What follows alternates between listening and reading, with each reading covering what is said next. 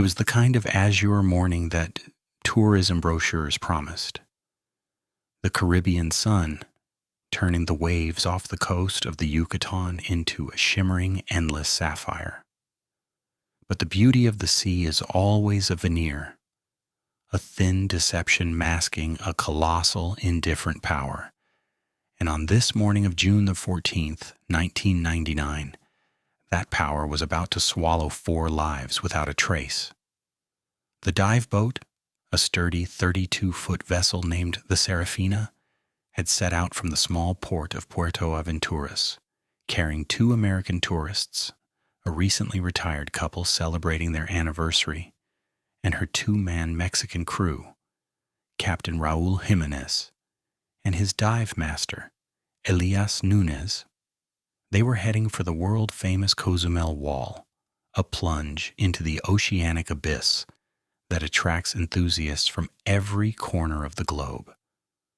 They were veterans of the warm water, confident and prepared, or so everyone assumed. When the Serafina failed to return by its scheduled time of 5 p.m., a creeping anxiety, thin and sharp as a needle, began to weave its way through the tight-knit maritime community. It was a day of ideal conditions: minimal current, clear visibility, and barely a breath of wind. There was no storm, no unexpected squall, no rogue freighter to blame. The first hours were dedicated to the bureaucratic optimism of a delayed vessel, perhaps a minor engine issue, a miscalculation of fuel, or simply a decision to stay for an extra sunset dive. But as the dark purple of the tropical night bled across the sky, and the appointed hour of midnight passed in absolute, echoing silence, the assumption shifted, the gravity of the situation asserting itself with crushing finality. The rescue operation began in earnest. A frantic, desperate scramble of Coast Guard patrols and private vessels. They scoured the grid, flying established search patterns over hundreds of square miles of unforgiving water. Yet the sea offered nothing. Not a life vest, not a detached cooler, not a floating fuel can, nothing to signify a violent event. It was as if the Serafina, with its 4 souls, had simply been plucked from the surface by an unseen hand. The investigators, seasoned men who had seen every manner of maritime disaster, were left to grapple with an emptiness that defied logic. Ships do not vanish whole without a trace. They break apart, they leave a slick of oil, they eject some piece of themselves as a final macabre clue. But the Caribbean was pristine, silent, and entirely vacant. This was the dark riddle of the Serafina, a disappearance so complete it hinted not at an accident, but at an act of extraordinary precision and malice, a calculated erasure that plunged the case into an immediate, profound mystery. The families, first consumed by the terrible nausea of dread, would soon be paralyzed by the agonizing knowledge that they had nothing left to look for. The vastness of the ocean had not merely claimed the divers, it had secreted the very evidence of their demise. The initial investigation ground to a halt, not because the facts were too complex, but because there were no facts at all. There was only the beautiful, terrifying silence of the sea and the cold, unchanging date, June the 14th, 1999. The search for the Serafina would continue, intermittently and with diminishing resources, for nearly 2 full years, becoming a protracted, agonizing drama played out across the relentless blue. The initial 5-day search was a maximal effort, involving aircraft from 2 different nations and a fleet of private fishing boats, mobilized by the families, all driven by a flickering, desperate hope. But day after day, the helicopters returned to base with their pilots shaking their heads. their search grids marked with the terrible certainty of zero findings.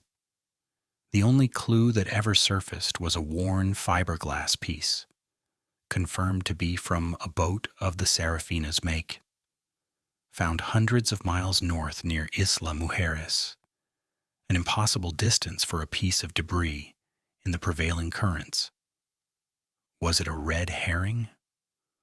Or did it suggest a catastrophic impact far from their intended dive site? The investigators leaned toward the latter, positing a high-speed collision with a larger vessel that simply didn't stop. They theorized the Serafina was instantly swamped, broken into fragments, and that the density of the hull materials caused them to sink swiftly into the oceanic trenches that crisscrossed the area. This was the most comfortable explanation, the one that suggested a quick end, a simple maritime tragedy. But comfort was a luxury the investigators and the families could not afford. The fundamental problem remained. Where was the bulk of the wreckage? A vessel of that size cannot simply dissolve. The absence of a large debris field, the oil slick, the air tanks, the larger pieces of the hull, demanded a more complicated, more disturbing answer. The case files swelled with maps and logs, witness statements from other boat captains who saw the Serafina that morning, and speculative reports on ocean floor topography. They interviewed the families of Raul and Elias, searching for any hint of a gambling debt, a secret enemy, or an intention to vanish. The lives of the 4 missing people were laid bare under the harsh light of inquiry, yet nothing emerged to suggest they would have orchestrated their own disappearance. They were ordinary people, engaged in an ordinary pursuit. The collective sense of dread deepened over time, evolving from the fear of a tragedy to the terror of a complete, unfathomable void. Months bled into a year, and the case was officially transferred from a search and rescue operation to an unsolved maritime mystery. The silence of the deep became a psychological weapon, tormenting those left behind with endless looping questions. Was it a mechanical failure that took them down slow? Did they run out of air, alone in the vast blue? Or was the tragedy more immediate, more violent, contained within the 40-foot hull by some sudden powerful force? The investigation was officially shelved, the files sealed and placed in a dusty archive, but the lingering question, the hollow echo of the Serafina's phantom departure, remained suspended over the water, a dark shadow, visible only to those who knew what they had lost.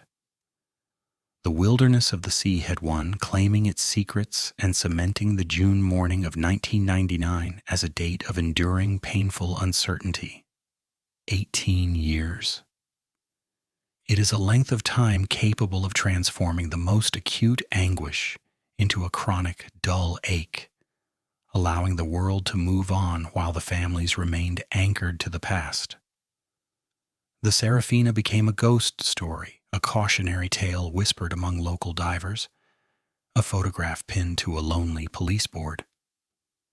Then, in the late autumn of 2017, the silence was violently shattered.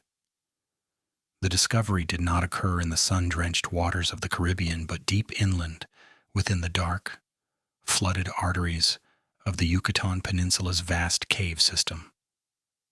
A team of geoarchaeologists mapping a newly discovered subterranean lake, a cenote hidden within a remote tract of dense jungle, were conducting a technical dive into a feature they named El Ojo de la Noche, or the Eye of the Night. The water here was cold, a thermal shock compared to the surface, and intensely mineral-rich conditions known to inhibit decomposition and stymie corrosion.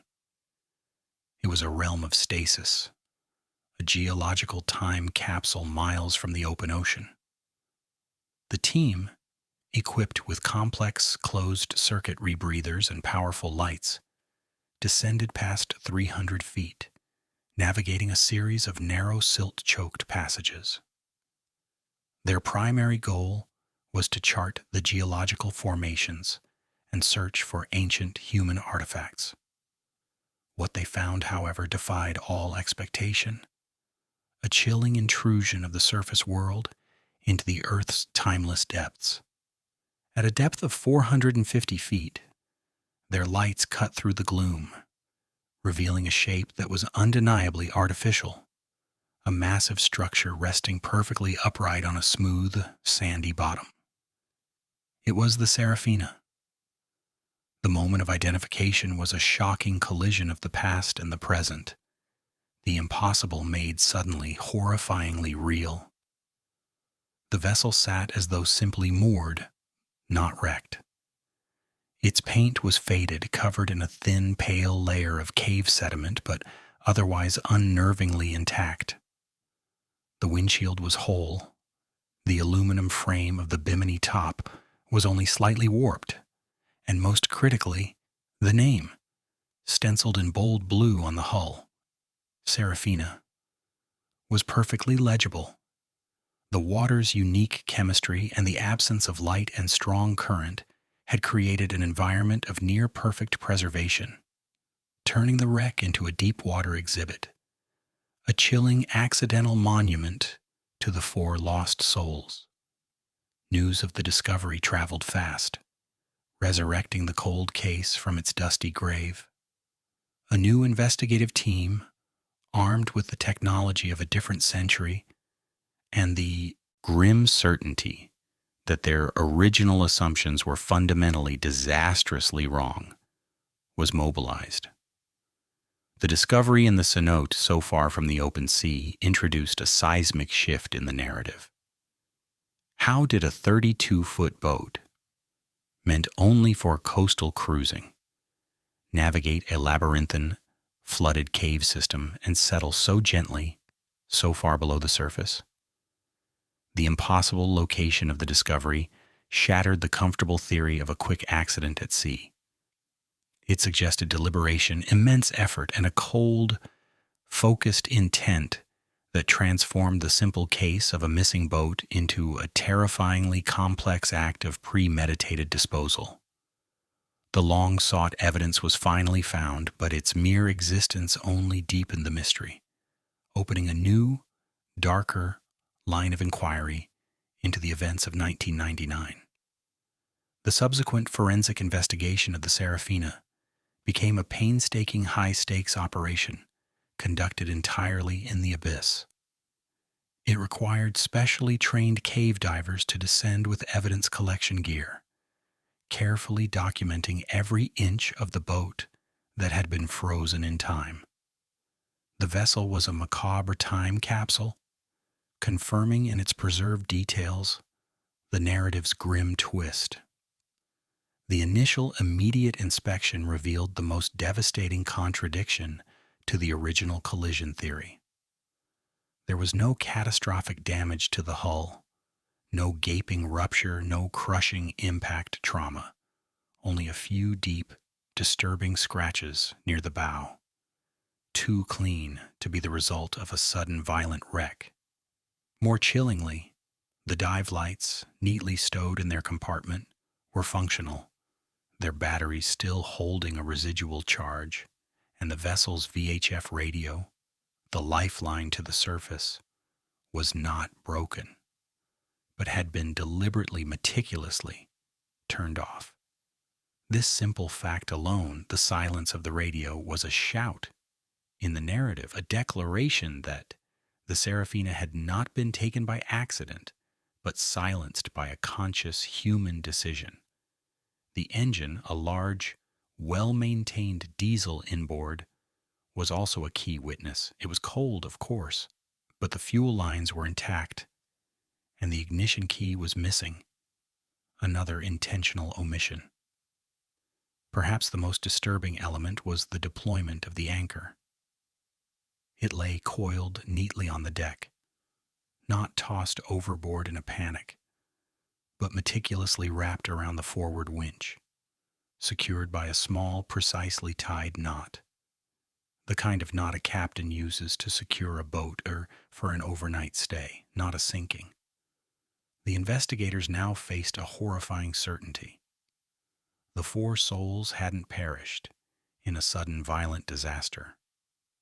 The boat had been brought to a quiet stop, secured, and then something had happened to the crew before the vessel was scuttled. They methodically searched the cabin and all storage lockers, seeking any trace of the victims. They found their personal items: a small silver-plated anniversary pendant tucked into a jacket pocket, a worn leather wallet with cash and expired cards, and a pair of reading glasses resting on the chart table. But the 4 bodies were absent. The meticulous preservation of the boat only highlighted the crushing reality of their disappearance. The discovery shattered the comforting illusion of a quick drowning. The evidence suggested a controlled environment, a period of time between the initial incident and the final sinking, a window of opportunity where the 4 divers were alive, on the deck, and at the mercy of an unknown event. Who possessed the nautical skill to pilot a boat into this obscure, hidden cenote? Who had the time and the cold-blooded resolve to secure the anchor and turn off the radio before plunging the vessel to its final silent resting place? The answers lay in the precise preserved details of the boat, pieces of the puzzle that now pointed away from the random chaos of the sea and directly towards a hidden, calculated human evil. The deep cold had preserved the scene, but in doing so it had simply transformed a decades-old mystery into an active, horrific crime scene, demanding a new, darker line of inquiry. The transformation of the Serafina case from an unsolved maritime tragedy to a high-profile homicide investigation brought with it a profound shift in emotional tone for everyone involved. The families were robbed of the meager solace that their loved ones had met a quick, impersonal end in the vastness of the sea. Instead, they were left with the cold, horrific certainty that their final moments had involved a struggle, a captive period of dread orchestrated by an unknown force. This newfound evidence of an intentional act became the central emotional weight of the case, turning the Serafina into a vessel of injustice. The investigative focus now zoomed in on the minor anomalies, the small physical details that had survived 18 years of aquatic solitude. The hull's few, deep scratches near the bow, initially dismissed as contact with the cenote's walls during descent, were re-examined and determined to be consistent with deliberate tool marks, a sign of forced entry or perhaps a struggle to control the boat. The most significant discovery, however, was a minute, almost invisible, piece of metallic evidence wedged tightly between the teeth of the anchor winch.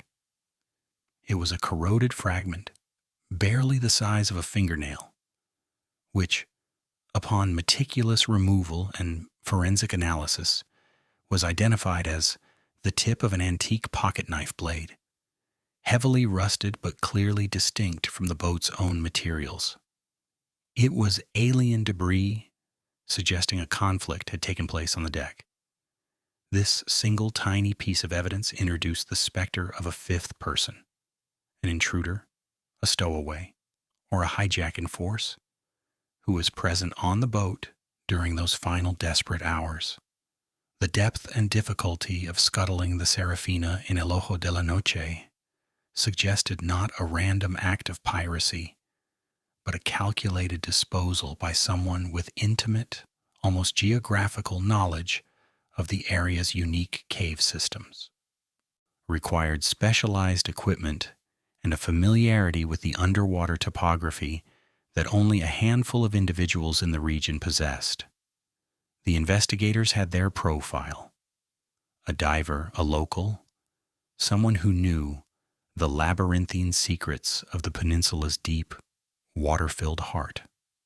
The case shifted from solving a disappearance to identifying a killer and a co-conspirator who had used the Earth itself as a massive, liquid vault. The boat, perfectly preserved and brought up from the depths, stood as a monument to the terrifying ingenuity of a deliberate act. It provided all the evidence of the crime, yet offered no final answer as to the fate of the 4 divers. The vast silence of the sea that had defined the mystery for 2 decades was replaced by the oppressive, suffocating quiet of the cenote, a quiet that had held the Seraphina's secret in the dark. The vessel's journey, ending not in the turbulent waves of the open ocean but in a frigid limestone tomb far from shore, was the final devastating clue. The truth, like the boat itself, had been preserved, but it remained shrouded in the subterranean darkness, a chilling open loop that promised a reckoning, but offered no easy closure. The search for the 4 lost souls had ended. The hunt for the unseen figure who had orchestrated their terrifying end had only just begun.